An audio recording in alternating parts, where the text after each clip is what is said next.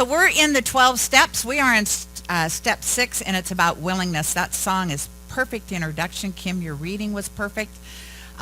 So the 12 steps is from Alcoholics Anonymous. The big book was published in 1935, and step 6 reads in the big book. We're entirely ready to have God remove all these defects of character. What? Okay. And there's different ways to look at it, because remember I said the brilliance of the 12 steps is that it works, obviously, because we have so many people like myself that are in recovery and have chosen to step away from that disease. However, it also works for all kinds of different things. If you look up 12-step 4, you can probably find a program out there for it. And if you can't, you could probably start one. It would be okay. So it's the brilliance of how these steps work. And that's why I wanted to talk to you all about them, because there is a brilliance behind it. So the 12 Steps for Everyone was the first book, because I love the title, and so that's the title of the talk series through the summer.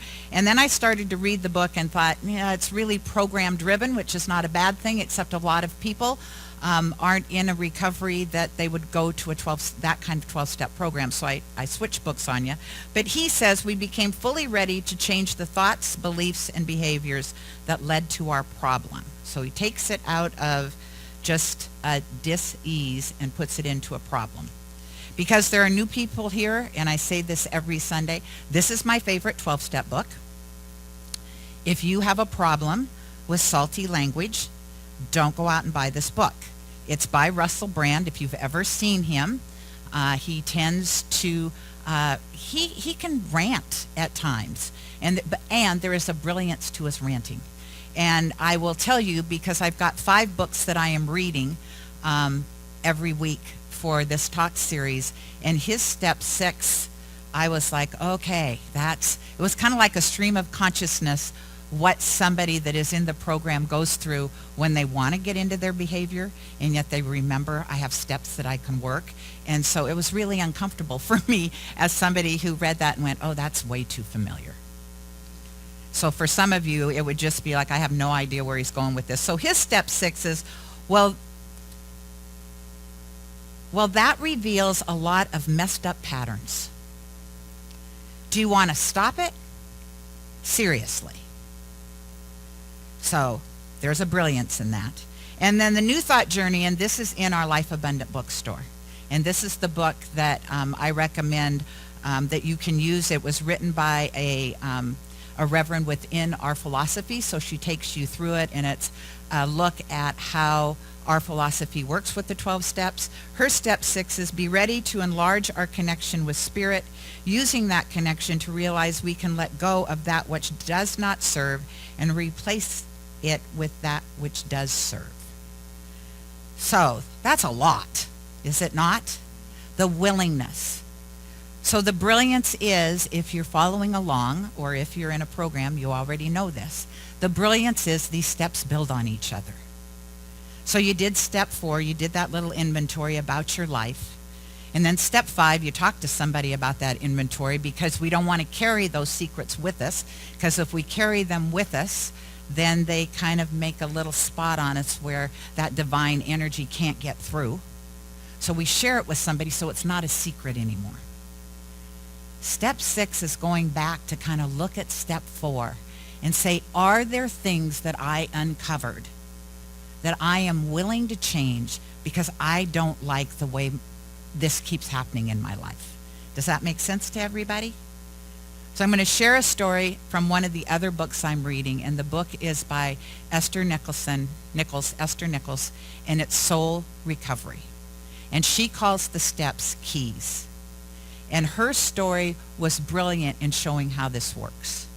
So Esther, if you don't know who she is an amazing singer and author, and she does a lot of speaking and teaching people how to speak in public. However, for a long time, and she has an amazing voice, she couldn't sing. Every time she tried to sing, her voice would crack, she'd go off key. She couldn't figure out, like, what is going on? Why can't I sing? And She was in a 12-step program. She is in recovery. She was a heavy user. She got out. And so she thought, what is it? You know, I believe I've done the steps. Why can't I sing? And then she thought, I need to go back to my willingness to let something go. And so she decided she would sit down and go back gently with herself until she could find that incident that happened in her life that told her she couldn't sing. So she's 9 years old. She comes from a poor family. And she says in the book, whether this is true or not, that her mother didn't like her. She was the only thing this little girl loved to do was sing. She didn't feel like anybody at school liked her. She felt like she was kind of just alone, and singing was the one place she knew she soared. And so she was so excited because there was a concert at the school. She knew she was the best singer on the stage. So she ran home to get ready for the concert, and none of her clothes were hung up. And she thought to herself, well, of course they weren't hung up. My clothes are never hung up. So she goes through the pile because they have a uniform that they wear. Little blue skirt, white starched blouse. She goes through. The blue skirt has not been cleaned or ironed. She puts it on, puts on the white blouse, and it's not really crispy white. It's kind of that, hasn't been washed too often, dingy color, and there's a button missing. So she takes a pin and pins it closed so she can wear it. And her sisters come to pick her up to take her to the school so she can sing. And she knows if they see her, they will not let her sing. So she puts her coat on because she's determined she's going to sing. This brings her so much joy. And then she gets to the school, and all the kids are lined up in their starched white shirts and their beautiful skirts. And she takes off her coat. And her sisters go, you can't go on stage looking like that. And she throws what any 9-year-old would do that has been told they can't do something that brings them the most joy in their life. And she throws herself on the gym floor and starts to scream and yell that she has to sing. They don't understand. She has to sing. And they pick her up and they carry her out and they put her in the back of the car and take her home. That was the memory. That was the memory that told her she couldn't sing, that she wasn't good enough. It wasn't about her voice, it was about her clothes, but it didn't matter. She carried this deep down in her soul until sometime in her life while she did this journey. And this is the gift of how to do this 6th step. Because Mary Morrissey tells us that time is an illusion. We can go forward in time. We can go back in time. None of it's reality, so you can change it. So this little 9-year-old girl didn't have the mother that adored her and loved her. And so Esther decided, you know what? I'm going to be that mother. And so she decided she'd sit down and she'd go in her memory back in time. And she would reinvent that story for this little girl. She would go back and she would be the mother that this little girl deserved. And so she went back in her mind and she helped her get ready. She braided her hair. She made sure her shirt was ironed and her skirt was pressed. She took her to the concert and she sat up front because she was so proud of her. And then she took her home and she made a bubble bath for her so she could feel the joy and how good she was. And she told her how great she'd done, how proud she was of her. And it changed her life. That is what this step is all about, is to figure out if there is a pattern in your life. How many of you have a pattern in your life that you absolutely know is a pattern in your life and it's not working for you? Yeah, oh good, I'm not alone. That's always good when I'm not alone. So to go back, the first step is to go back and figure out, when did that pattern start? So I can share there is a pattern in my life that I've been working on, and it's a pattern of struggle. And I have a pattern of struggle because I almost died in childbirth. And because I almost died in childbirth, I struggled to be here. And then there were a lot of other things that went along with that. And so I've been working with an amazing body worker to help me go back and tell that little girl that she doesn't need to struggle. That there is that it's amazing that she had the energy and the intention and the knowing that she deserved to be here. She not only deserved to be here, she fought all the odds to make sure she was here.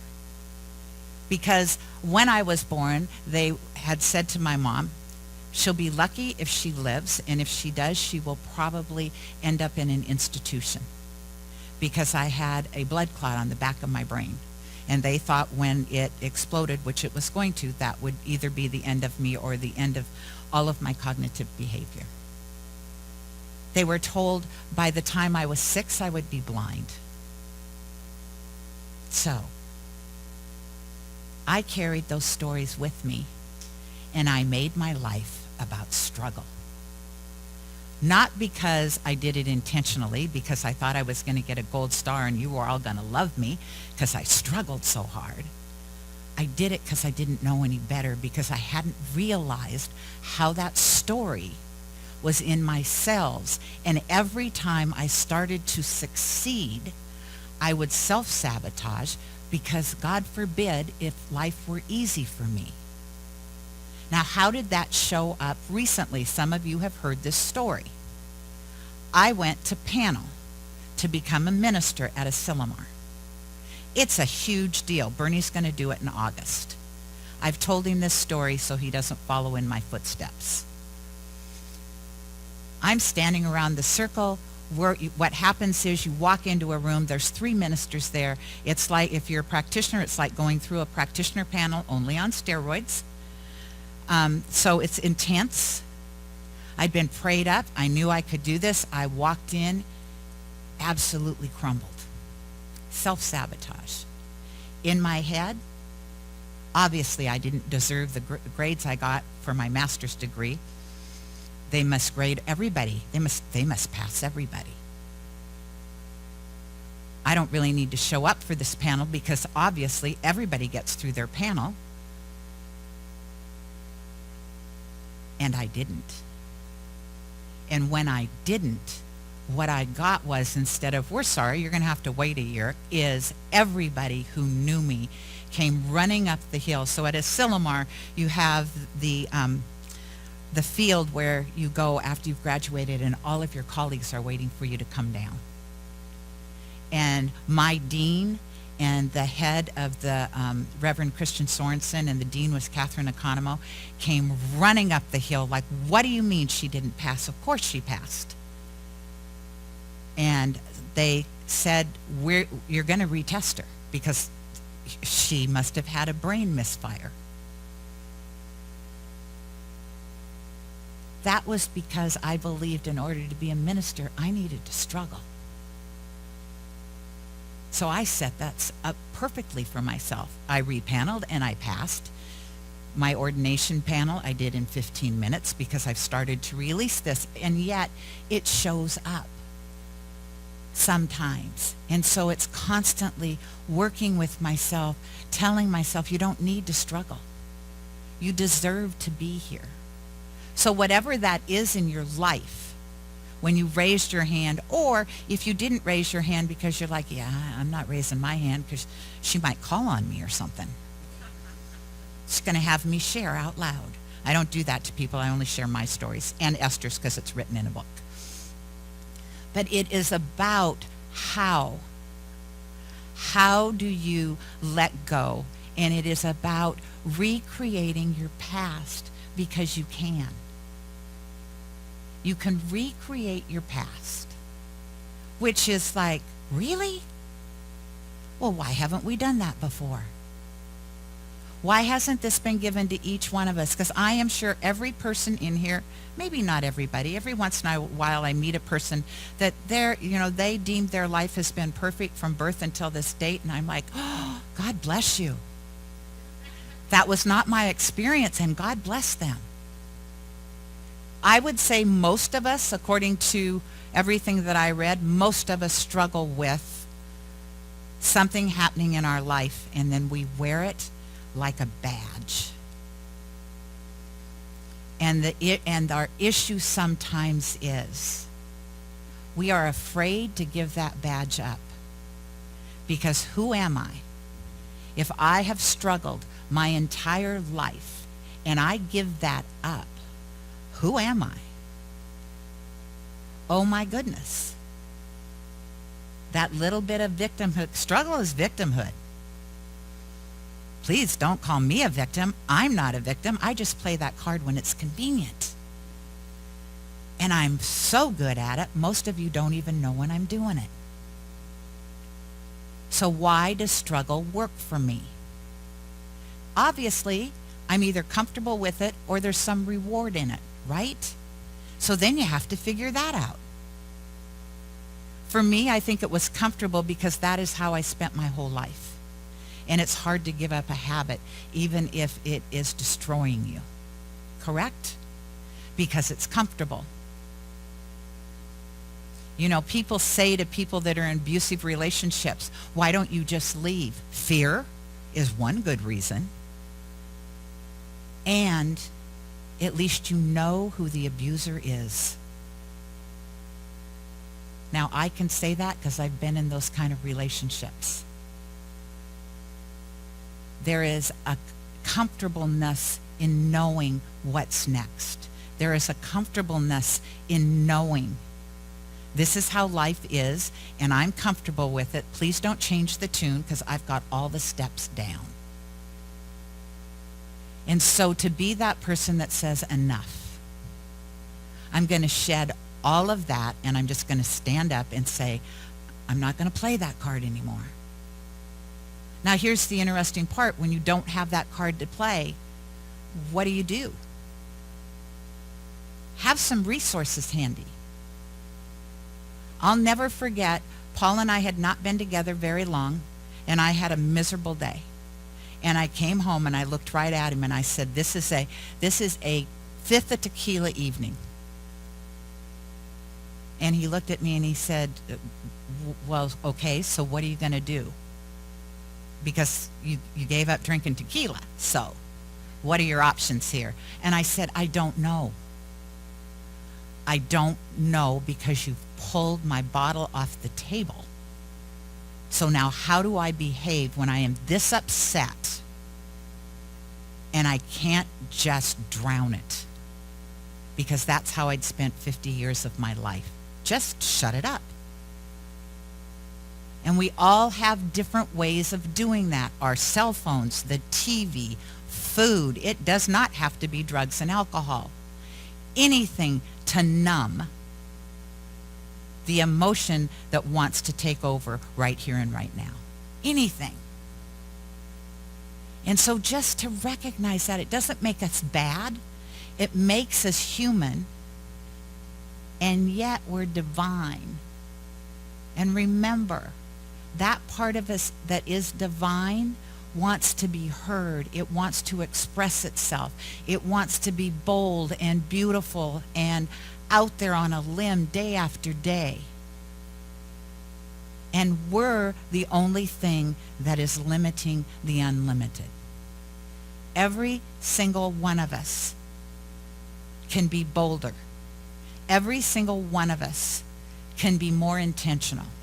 Every single one of us can claim our good that it is God, that is the truth of who we are. Every one of us. And it's not easy. Because if it was easy, we'd all have this down, wouldn't we? Every single one of us would be just living life to the fullest. And yet I bet every single person in this room has something that they come up against and they're like, yeah, nope, I'm not doing that. And the next time that nope, I'm not doing that happens, ask yourself, why? Why? Is it fear? Because remember, love and fear are two emotions that we have, and then under those you can call them whatever you want to. That's it though, love and fear. So if it's not love that is stopping you, and love would never stop you, then it's fear. So what is the fear? And those are those times that, like Vicki said this morning in the circle, when you listen to that deep, that still small voice from within. She said it was in her stomach, and I laughed, and yet that's exactly where it is. This is where you hold everything. And so this is where you can ask yourself, well, what is it?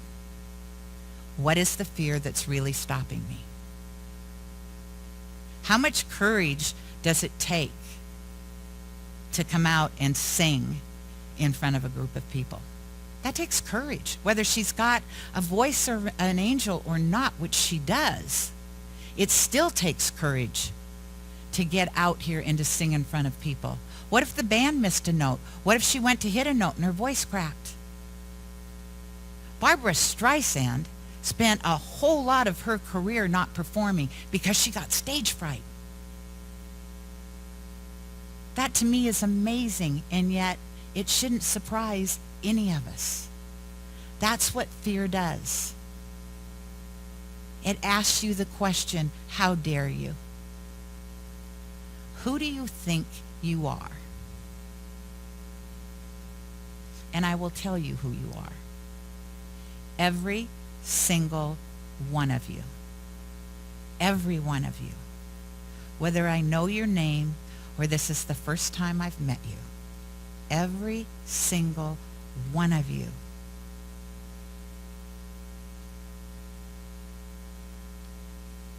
is God in form.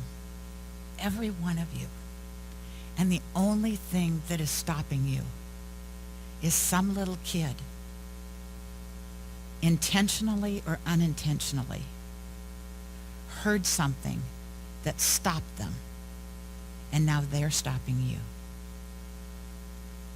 So the biggest gift you can give to yourself is to let that little child go. Free them up. Allow them to dance like nobody's watching. Allow them to sing, whether they carry a tune or not. Allow them to embrace their life, because that's what you're here to do, is embrace life. And if you do that, you make this place Genesis, this town Burien, and the world a better place to be in. And if you don't, you're just adding to the energy of yuck. And trust me, I am as responsible for adding to that as any of the rest of you are. It's a practice. Don't beat yourself up when you fail. Just don't stop trying or doing, because there is no try. There's just do. So don't stop doing. So let's just breathe that in for a moment. I just look at all your gorgeous faces, and I wonder, 6 months from now, which one of you is just going to be exploding with delight because you actually worked these steps and you actually went back and healed what needed to be healed. And you're actually going to come running through here someday and say, look at me, look what I've done. I promise you, I hope it's more than one of you. I hope it's all of you. Just have to move through that fear. So let's pray. Let's take a deep breath in and allow that power, that presence, that one that is God, that place where we live and breathe and have our existence now and always. It is infinite, it is eternal. It always has been, it always will be, and it is in this now moment, because that's truly all we have. It is the blessing of that voice within that says, grow. It is that knowingness of everything is okay and all right. It is a willingness to be willing to let go of the story, no matter how convenient, no matter how long you've told it. It knows the truth. You are whole, complete, and perfect in that one life that is God's life, and it is the only life. And so speaking my word now for myself, for everyone here, for everyone on the planet, what I know to be true is we are let God inform every single one of us. Whether we recognize it, whether we hold it dear to our heart, whether we express it fully, or whether we are still not awake to the fact, it does not matter. It doesn't care. I know that this thing I choose to call God knows only truth, and it knows the truth of every single organism in every single part of this place we call Earth. We are divinely planted here, right here and now. I encourage everyone here to find their voice, to heal their wounds, to stand up and say yes. Yes to that which knows the truth of who you are. Yes to the perfection and the truth. Yes to the boldness, the clarity, the love, the beauty. All of that and so much more. Yes. And so I hold it all and know it all for all of you and for myself as I say thank you. Thank you for this time, for this space, for this perfection of this community that we call Genesis. I turn all of these words over knowing that as it is spoken, it is complete, it is done. The universe is answered back with a yes, and we stand there looking out. And when we hear that yes, we say yes right back. Because that's where it is in the saying yes. So I let go and let God, and together we say, and so it is. Amen.